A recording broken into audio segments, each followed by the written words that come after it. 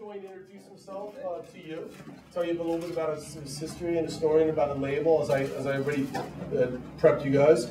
So if you guys can give our guest a round of applause and let's get started.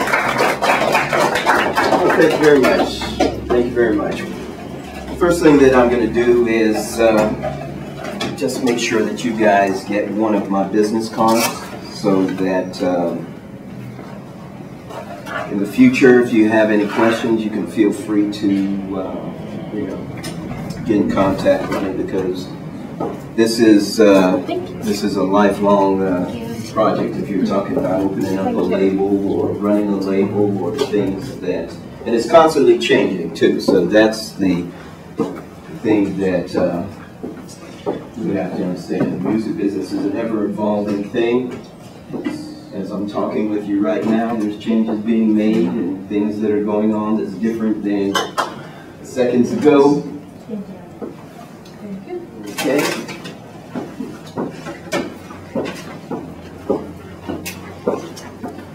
So you have my card, but let me introduce myself. My name is Vernon. You guys can call me Vernon. Last name is Neely.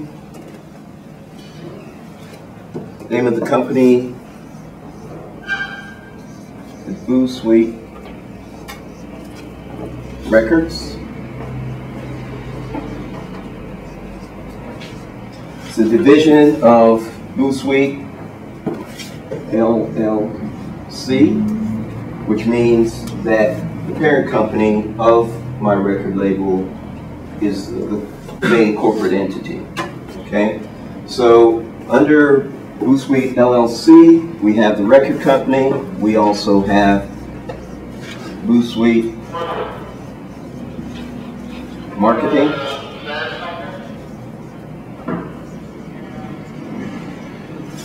And promo.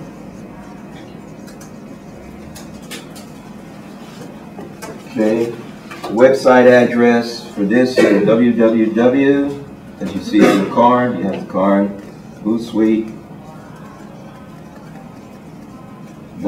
Very, very easy. Now, a lot of people ask me when they hear about that name, Boosweet, how did you come up with a name like that? And really, I just wanted a name that would be different. I didn't want it to sound like the average record company name that, oh, okay, this is Shine Shadow Records or whatever. I wanted a name that would stick out or that people would remember, because branding, like in any other business, is very, very important. So you always want to have a name that is going to stick in the people's minds, okay? This is like going back to like a marketing 101 or something like that. But I chose that name because I wanted to have something that was original. Okay, my experience in the record business, entertainment business, I started out as a regular musician. I'm still a international touring recording artist. I put out my own product, which is pretty cool. And I'll get into all of that, why I started to do that in a few minutes. But I started in the entertainment and record business. I used to work for a company called Whitfield Records. And Whitfield Records was a subsidiary of Warner Brothers Records. So that's how I actually got started in the record business. At that time, though, what I was doing, I was writing and producing and recording. There are a lot of groups that this particular label had put out. They still play songs of these artists on the radio today. So that was my very, very first experience in working in a record label, and where I actually started to understand the inner workings of a record label. Now, at that time, I was very, very young, and the person who headed the label, the gentleman's name was Norman Whitfield, which he's a very, very well-known producer. If you do research on Norman Whitfield, you would see that he's got tons and tons and tons of hits. He wrote hits for people like Smokey Robinson and the Miracles, the Temptations, all the Motown groups that were there at that time, Marvin Gaye, all of the big artists. And so subsequently he formed his own label. Now, one of the things that I learned early on in running a label, especially when dealing with artists, is that you don't want to bite off more than what you can chew, okay? And by that, what I mean is that your label has to be able to support the artists that you have on the label. So, take for example, if you have 10 artists on your label, but only 3 of them are making money, then you got a problem. Because quite naturally, the economics of it just say that, okay, well, something's going to be lacking here. And especially if you have your artists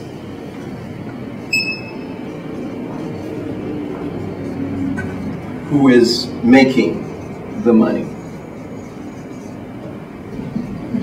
Okay? So now, of course, they're going to want a certain amount of revenue according to their contracts, right? But what record labels do, if you only have 3 artists that are truly making money on that label, what they do is they take funds from those individuals that are actually making the money and they spread it across the rest to feed the rest of the labels. So, number 1 lesson, don't bite off more than what you can chew. It's better to have 1, 2, 3 successful acts on your label than to have 15 and then only 3 to make it, because eventually your label's gonna not fare well. Okay, so this is one of the first early lessons that I learned, because in this structure at Whitfield Records, he had at that time 20 artists on the label. He had about 5 acts that were really doing well. Okay, but he was signing new acts quite naturally. Back then, the record business structure was different than it is now. So when they were signing acts, they had to give front money to be able to record the artist. They had to give them a living allowance, which all came in the budget, right? So the budget had to come from somewhere, okay? What eventually happened with this label is the very same thing that I was talking about. There was more going out than was coming in. And so I don't need to tell you, when that happens, you know, what's going to be the subsequent happening of that collapse, because you just can't support the label anymore. You don't have enough funds to support the label. So that's how I got started in the business. Number 1, working there at Whitfield Records and starting to see the inner workings of how a record label is run. Okay, I co-partnered with a gentleman in 1992, and this is when I first opened up my first record label with a partner. This record company was called Sharice Records, and I stayed in this partnership with that record label for 9 years, okay? Because it was a small independent record label, we had a staff of 3 people, myself, my partner, and another person that did. So this meant that a lot of things were hands-on, which was a good thing though, because as I was telling Bobby, in that 9 years that I spent with that label, I learned every single thing of how to run a record label, how to set up a record label, how to maintain a record label, every single thing of the in and out workings of the daily operations of a label, how the label is run. Now, one of the biggest differences between a major label and an independent label is manpower. For example, in a major record label, you're going to have various departments that handle various functions for that record label. And in that department, you're going to have staff members. So you're going to have, in a major record label setting, you're going to have an A&R department, you're going to have a marketing, you're going to have retail, you're going to have radio, and some other departments. But in a major record label setting, that all of these components here, as they're signing acts, every component is responsible for a specific thing. Every week, all of these people get together and they have a big meeting. And they discuss, okay, product XZZZZZ, how's that doing? Product YYYZZZ, how's that doing? And they go down a list of the projects that they're currently working at that time. Okay, so that's how it happens in major record labels. Now, when you get to independent record labels, because you don't have the manpower that the major labels do, then your employees have to wear 4, 5 different hats at one time.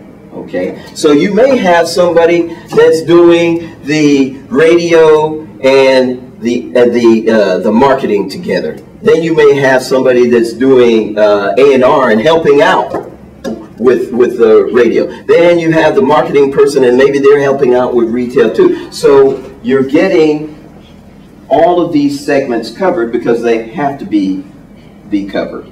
It's very, very important that they're covered, because this is how, if you're running a label and you have artists and you're trying to get the artists out there, then it takes a whole lot of effort to do that. I mean, people have to be on the phones 5 days a week, 6 days a week sometimes, in order to catch up with certain contacts that you need in order to get in contact with.